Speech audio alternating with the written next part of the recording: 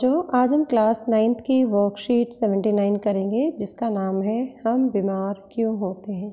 ये आपका चैप्टर 13 है और पहले हिंदी मीडियम स्टूडेंट्स के लिए करेंगे, उसके बाद इंग्लिश में करेंगे। तो आइए शुरू करते हैं। आज का जो टॉपिक है वो है हम बीमार क्यों होते हैं, निवारण के रोग, विशिष्ट सिद्धांत। मतलब कैसे हम रोगों से अपने आप को बचा सकते हैं, रोग होने से पहले हम अपने आप को कैसे बचा सकते हैं।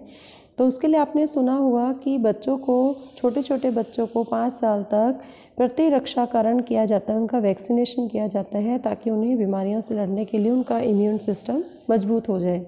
तो हम जानते हैं कि जो प्रतिरक्षा प्रणाली है उसको अलग अलग तरीक़ों से मजबूत बना सकते हैं ताकि हमें रोग होने की संभावनाएं कम हो जाएं। तो रोग निवारण के दूसरे सिद्धांत के अनुसार जो घातक रोग हैं उनके विरुद्ध एक प्रतिरक्षा प्रणाली को मजबूत कैसे बनाया जाए, जैसे पोलियो है, हेपेटाइटिस है, इन सारी बीमारियों से कैसे बचा जाए। तो जो रोग विशिष्ट विधियां हैं इसमें कि किसी भी रोग की निवारण की दूसरी विधि है जिसमें टीकाकरण या प्रतिरक्षाकरण शामिल होता है। और टीकाकरण रोग निवारण की एक विशेष विधि है जो अलग अलग तरह से कार्य करती है। पहला है, अगर बच्चों को प्रॉपर समय पर टीकाकरण किया जाए तो हमारे शरीर की जो प्रतिरक्षा तंत्र है उसकी जो विशिष्ट कोशिकाएं हैं WBCs, वो बाहरी रोगाणुओं से लड़ती हैं।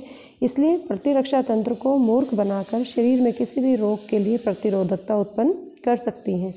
इसके लिए उस रोगाणु से मिलता जुलता कुछ अन्य पदार्थ होता है जो नुकसानदायक नहीं होता हमारे शरीर में, और जो टीके के रूप में लगाया जाता है। जैसे आजकल वैक्सीन चल रही है कोविड-19 की, वो भी हमारे प्रतिरक्षा कोशिकाओं के खिलाफ उस वायरस को लड़ने के लिए मजबूत करती है और उसे ख़त्म करके हमारे शरीर में एंटीबॉडीज़ बना जाती है।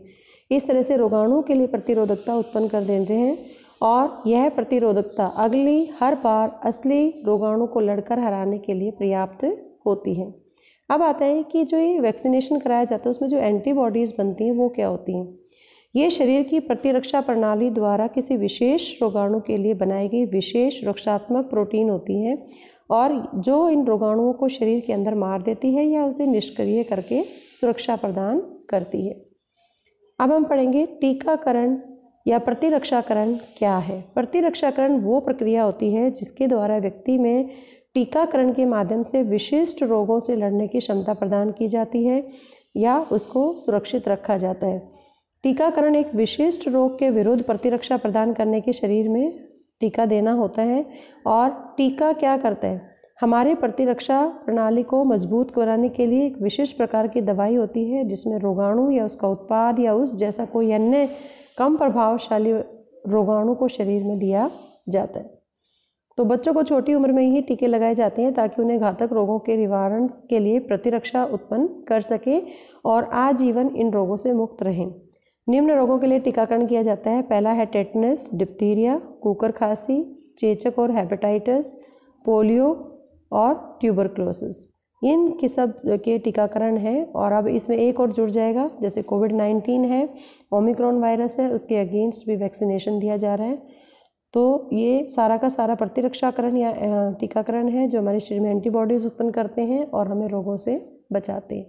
Now the time for the English medium students, and today's worksheet is worksheet 79 for the class 9th, and we are going to discuss chapter 13, why do we fall ill.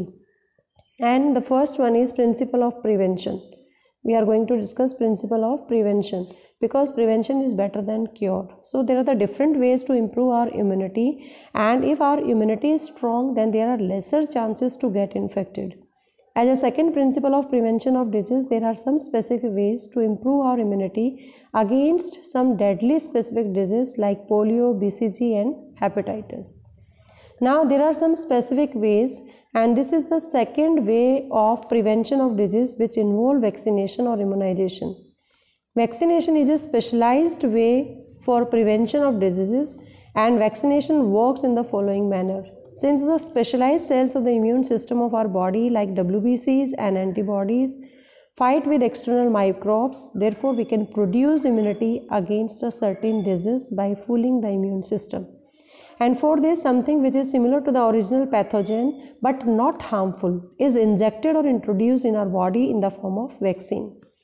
Our specialized immunity cells fight and kill the microbes or pathogens and produce antibodies against it for the future use, and thus body develops immunity against such microbes or disease.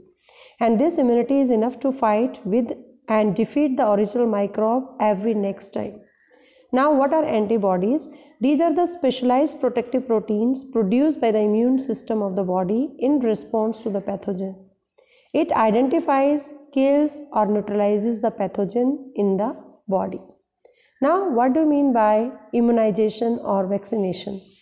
Immunization means it is a process by which a person becomes protected against specific diseases through of vaccination. And vaccination is the act of introducing a vaccine into the body to produce immunity to specific disease. Vaccine.